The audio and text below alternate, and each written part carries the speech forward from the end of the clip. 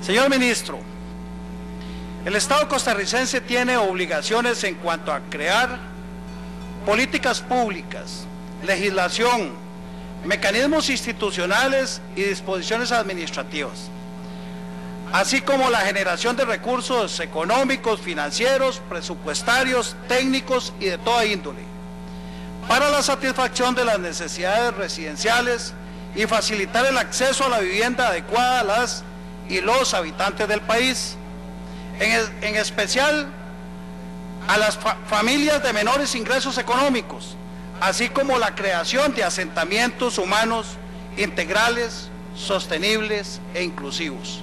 Le pregunto, señor ministro,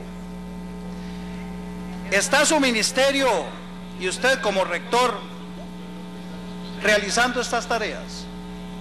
Sí lo estamos realizando, pero no hemos podido terminar de preparar esos reglamentos, directrices. ¿Me puede concretar en qué específicamente está trabajando sobre estas áreas?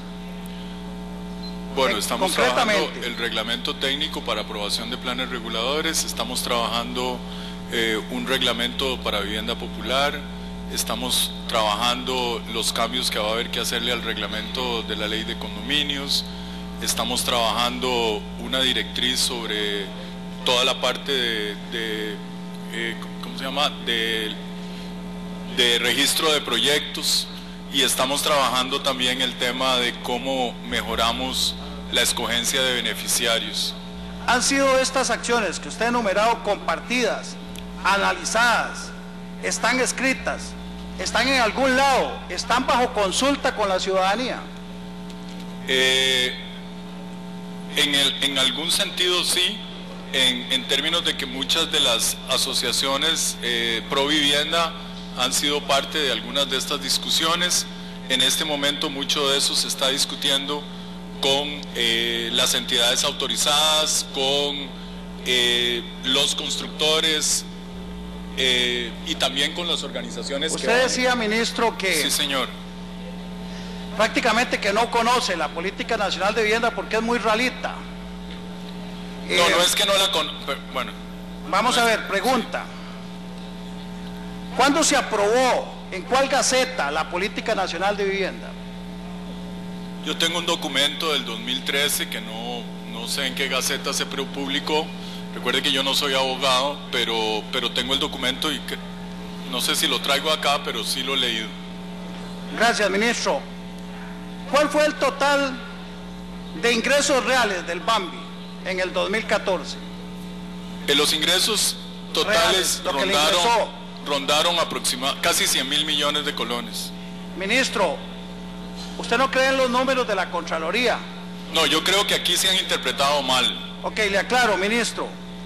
Usted en Junta Directiva participó y aprobó el informe de ejecución presupuestaria al último trimestre del 2014 del Banco Hipotecario de la Vivienda. Sí, señor, aquí lo tengo. El informe contable, financiero contable de esa liquidación nos dice que los ingresos reales totales percibidos por el Banco Hipotecario de la Vivienda corresponden a 231 mil millones, para que los costarricenses entiendan. Esos fueron los ingresos reales. Pregunta, no, pero ministro, no son los ingresos reales del año pasado. Bueno, son los ingresos reales del 2014 que percibió el BAMBI. Aquí está el informe financiero contable, señor ministro, que usted aprobó en Junta Directiva. Sí, pero eso incluye todos los acumulados de los años anteriores. Ministro, estamos hablando del ejercicio económico del 2014. En el 2014 el BAMBI recibió ingresos reales con acumulados, con de periodos anteriores, 231 mil millones, para cerrar números. Esa interpretación que usted le da al número es incorrecta. Ministro, yo no la estoy interpretando, está en el informe financiero contable. Le voy a hacer una segunda pregunta, ministro. Sí, señor. ¿Cuál fue el presupuesto entonces del BAMBI para el 2014? El presupuesto real con las modificaciones y el ordinario y lo que aprobó la Contraloría. El presupuesto, la propia Contraloría en algún momento nos dijo que no tenía sentido seguir cargando los superávits de los años anteriores. Ministro, el presupuesto real total del 2014, según el informe financiero, fue de 126.800 873.000 millones. O sea, que al cierre contable al 31 de diciembre le quedaron solo en ingresos no presupuestados al sistema financiero en el BAMBI 104.066 millones según el informe contable. Segunda pregunta sobre estos mismos temas: ¿cuál fue el gasto total? ¿Cuál fue el gasto total del 2014 según el informe financiero contable que usted aprobó en la Junta Directiva del Banco Hipotecario de la Vivienda? Según informes, en realidad la ejecución del BAMBI en los últimos años ha estado en 76.000 millones, un poco más. Pero recuerden que ejecución del BAMBI es pagar obras construidas. Bueno, no pagar obras construidas. Estamos hablando de los números, por eso estamos hablando de ingresos y gastos. Los gastos totales fueron de 86.400 millones y un poquito más. Quedaron 40.000.500.000 sin ejecutar. Don Mario Redondo tiene toda la razón. Aquí están los 145.000 millones según el informe financiero, según la Contraloría General de la República. Estos recursos pasan a el 2015, tienen que ser presupuestados porque vienen de periodos anteriores, específicamente del 2014, señor ministro.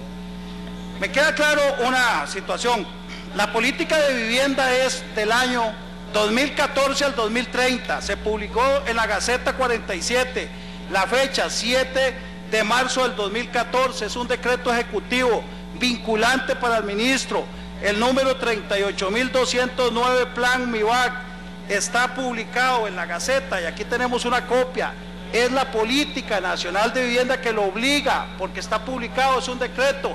Mientras no se modifique, esto es obligación por ordenamiento jurídico.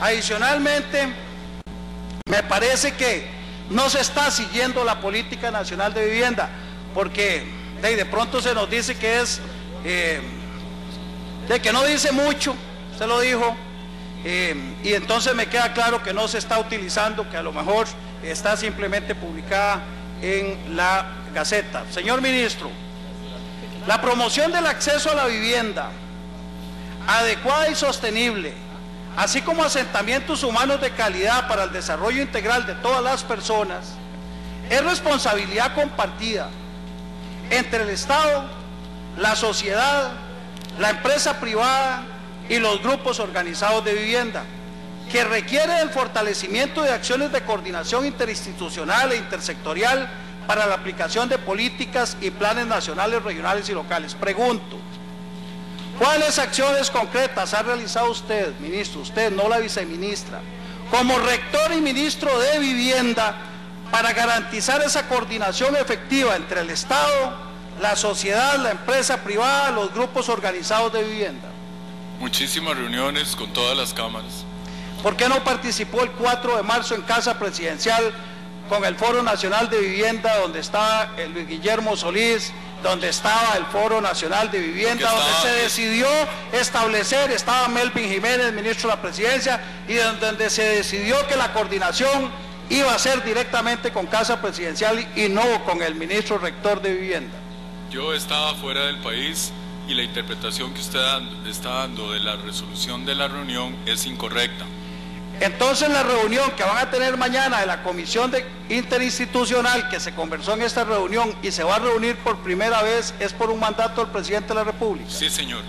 Entonces el ministro rector no estaba coordinando. Estaba en el exterior, señor.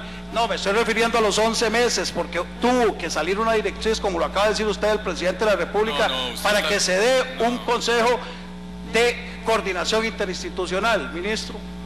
No, señor, ya lo expliqué. La coordinación no tiene que ser solo en un consejo interinstitucional, puede ser de muchas maneras y la hemos hecho. Me queda claro, ministro, que el Foro Nacional de Vivienda, los desarrolladores, las entidades no están conformes con la coordinación.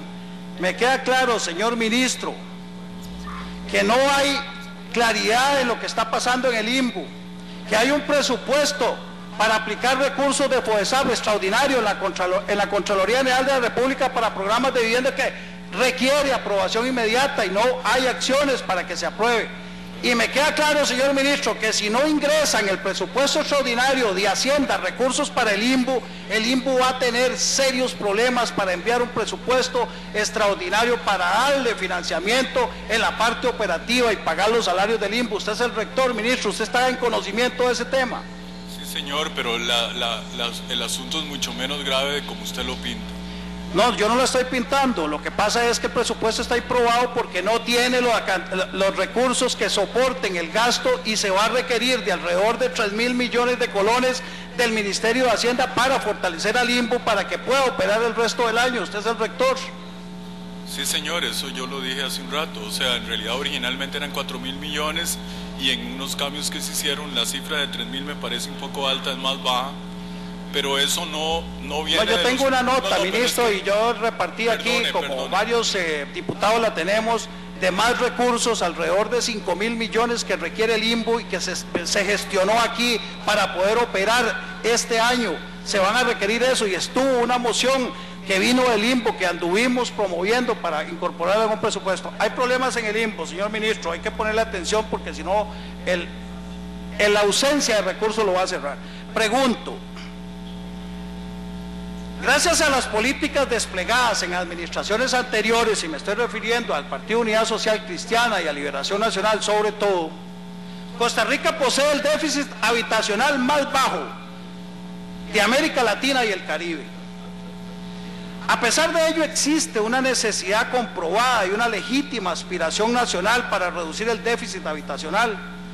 La recuperación de la vivienda en estado de deterioro o en condiciones de hacinamiento, particularmente para favorecer a personas que viven en condiciones de pobreza, vulnerabilidad y exclusión social. Pregunto, señor ministro, ¿conoce usted cuál es el déficit habitacional en Costa Rica?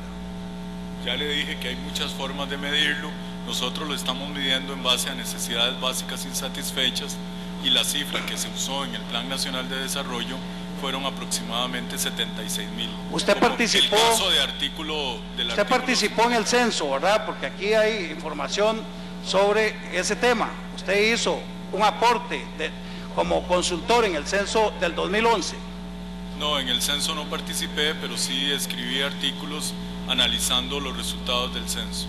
Bueno, aquí hay en el censo del 2011, Costa Rica, a la luz del censo 2011, hay cuadros estadísticos de Pérez, suyos y de otras personas que se refieren al tema. Este censo nacional nos dice, donde usted participó, que el déficit habitacional de Costa Rica es de 145.000. Ese es el déficit cuantitativo y cualitativo. Pregunto, ¿conoce usted cuál es el número total de asentamientos informales, precarios, tugurios, asentamientos urbanos marginales, entre otros, que están identificados en el país? ¿Usted los conoce? No, yo no los conozco. ¿Cuánto es el número? No lo conozco, pero no es relevante porque hay asentamientos muy en pequeños, este mismo informe, y hay ministro, asentamientos muy grandes. Bueno, ministro, en este mismo informe es su informe, ahí está con Méndez, con Pérez y usted. Sí, yo no me acuerdo de todos los números que... Bueno, le voy a recordar, son 418 asentamientos y está en el informe, es reciente, es que es del 2011 y corresponde a el censo nacional. Sí, ministro, le voy a preguntar, ¿conoce usted cuántas personas viven en asentamientos informales en Costa Rica? En este momento no tengo el dato. Bueno, también el cuadro es suyo. En Costa Rica, en el censo del 2011, ustedes dicen que hay 296.149 personas que viven en asentamientos y los desagregan en viviendas informales, en viviendas en precario, en viviendas en mal estado, en viviendas sin acceso a infraestructura. La fuente de Pujol, Pérez y Sánchez, 2012, datos del INEC. Le pregunto, ministro, ¿conoce usted cuál es el porcentaje, ya no en números, en porcentaje, de personas que viven en asentamientos informales si hacemos la relación con el total de la población costarricense? No tengo ese dato en este momento. Está también en el informe, corresponde al 7%. Señor ministro, ¿en cuánto se ha reducido el déficit de viviendas durante la administración Solís Rivera. ¿Cuál es el porcentaje? Podemos estar hablando de 0.3%, de esos 145, hablamos de 0.2, 0.1, 0.5, hoy prácticamente cumpliendo ya un año, ahora en mayo. ¿Cuál es ese porcentaje? ¿Cuántos hogares han recibido realmente? 9.801. 9.800. Sí, vamos a verificar, eso corresponde a bonos ordinarios, ¿cuántos? Aquí está los bonos ordinarios. No, pero este es al 1 de marzo. 7.883 bonos al 1 de marzo. Sí, usted me está diciendo entonces que el resto son asentamientos resueltos. No, en esto hay de todos, o sea, déjeme buscar la cifra.